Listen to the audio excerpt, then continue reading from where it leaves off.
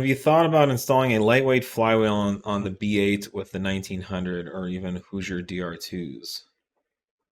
Oh, yes. I mean, as far as the flywheel, I like to do most of as much calibration as we can with as similar a setup as possible. So most of our cars are not going to be, um, you know, built to the tilt, like built to the tilt, built to the with every mod possible, because that doesn't represent 99% of the cars we're trying to calibrate towards. So the flywheel, the stock flywheel is still holding on strong. I've had zero issues ever on one of those yet.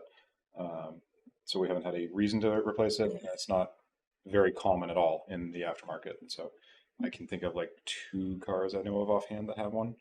Um, and tuning is not really affected by it either, as far as they're concerned on that end. But if we start tuning for it, or it may mask a tuning issue if we have it on our car, where we're unable to rev match as quick as we need, or it's then you get into Yeah. overshoots or undershoots when you have a In, heavier in flywheel. general, I don't feel like DSG flywheels have been as impactful as say like manual.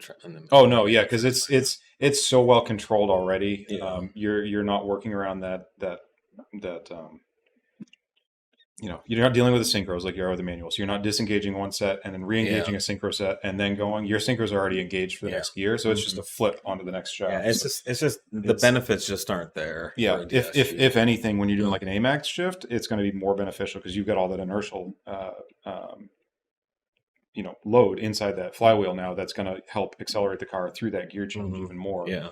Versus the traditional shift where it's got to slow down and match the RPMs. There's actually nothing wrong with having some mass in your crankshaft assembly and your drivetrain. It helps just about everything. Everything except quick rev match stuff, which Yeah. is not a really, few it's a not few nearly as things. much of a thing with DSGs No. because you're already engaged to that next gear set. You've got all the time in the world to get that gear set engaged to while you're in the previous It's gear. just you make trade-offs, right? So like the factory puts a ton of weight. Like let's go back to manual transmission days. Yeah. The factory would put a 30 or 40 pound flywheel on because it smooths out the pulses between combustion events. It makes clutch operation so much easier. Yeah. It makes the car drive smoother. It makes the car quieter. It's better for the transmission gears and the synchros and everything. Now, and that's for normal driving that the average consumer would do.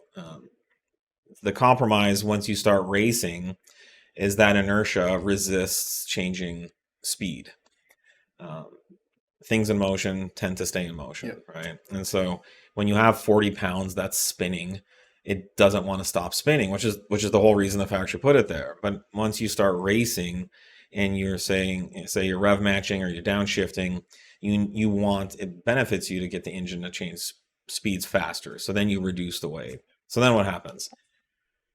Gears start rattling. Clutch operation becomes difficult. Reliability goes down.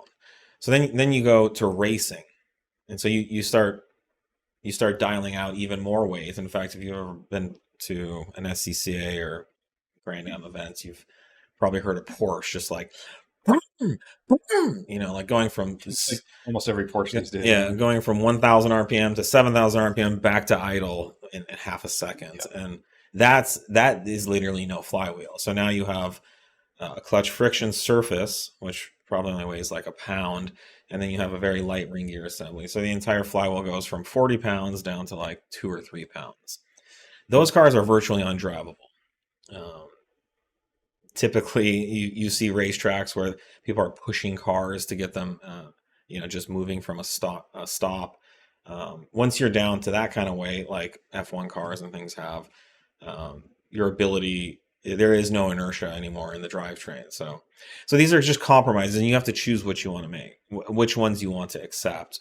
And whether if you're driving on the street, if you're a weekend racer, if you're a racer or a professional racer, you're gonna choose a different mix of compromises. But there is no one best option. So this is the same problem with DSG.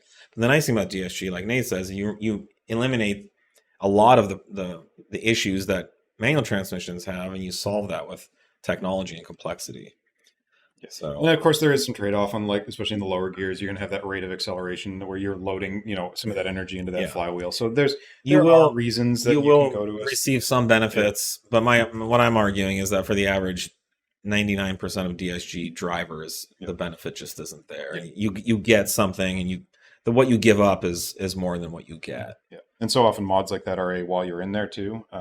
And It's a lot of work to install. it's a lot of work to install. So even more than a manual. The factory, dual mass has thankfully been very solid on this. Yeah.